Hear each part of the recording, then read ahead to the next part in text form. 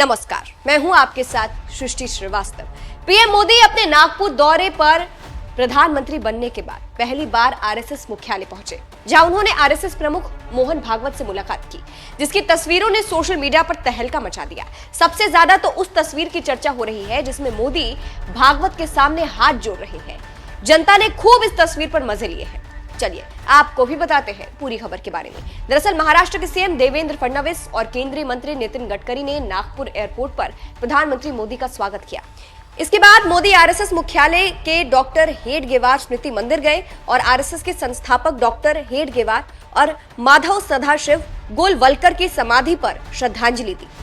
इसके बाद संघ मुख्यालय से पीएम मोदी ने काफी कुछ कहा और मंच पर मोहन भागवत और पीएम मोदी का अलग अंदाज देखने को मिला। दोनों कभी बात करते नजर आए तो कभी हंसते मुस्कुराते नजर आए। ऐसा एक video social media platform x पर वायरल हो रहा है, जिसमें पीएम मोदी मोहन भागवत के सामने हंसते मुस्कुराते नजर आए और फिर मोदी भागवत के सामने हाथ जोड़ते हैं और फिर भागवत भी मोदी के सामने हाथ जोड़ते हैं। आप पहले वीडियो देखिए।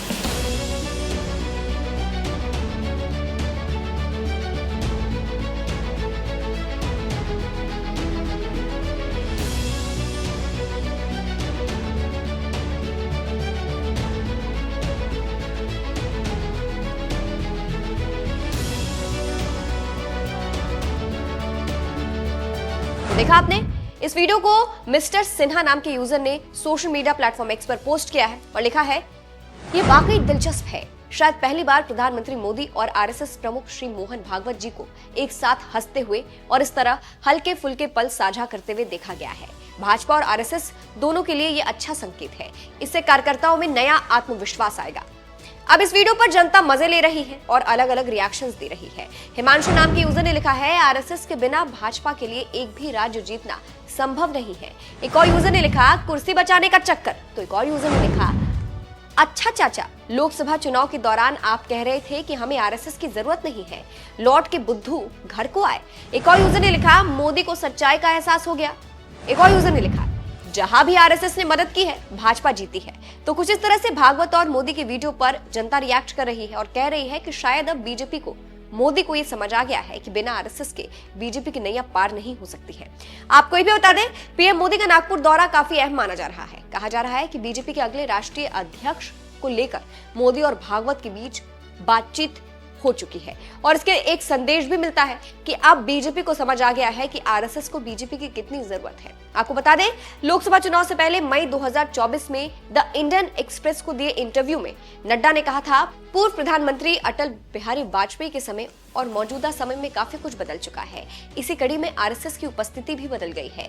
पहले हम इतनी बड़ी पार्टी नहीं थे और असक्षम थे, हमें आरएसएस की जरूरत पड़ती थी, लेकिन आज हम काफी आगे बढ़ चुके हैं और अकेले दम पर आगे बढ़ने में सक्षम हैं। नड्डा के इस बयान के बाद से कहा गया था कि अब बीजेपी ये मानने लगी है कि उसे आरएसएस की जरूरत नहीं है और बीजेपी की बहुत आलोचना हुई थी कि बीजेपी घमंड कर रही है, लेकिन ये सारा घमंड 2024 लोकसभा चुनाव के बाद टूट गया, जब बीजेपी बहुमत का आंकड़ा भी पार नहीं कर पाई थी।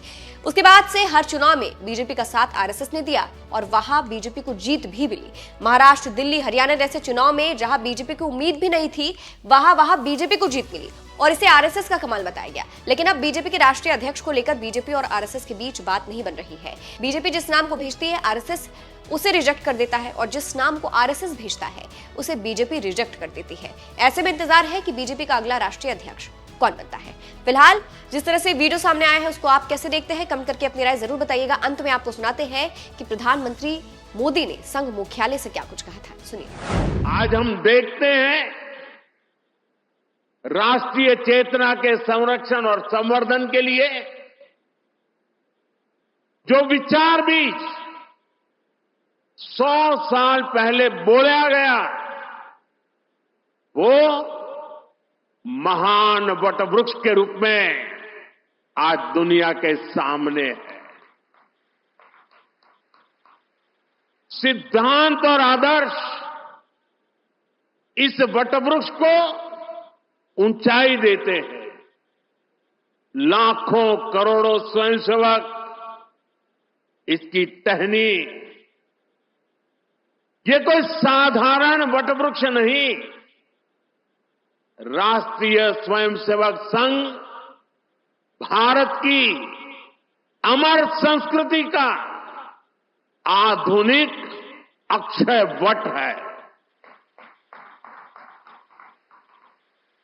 ये अक्षय वट आज भारतीय संस्कृति को, हमारे राष्ट्र की चेतना को निरंतर ऊर्जावान बना रहा है।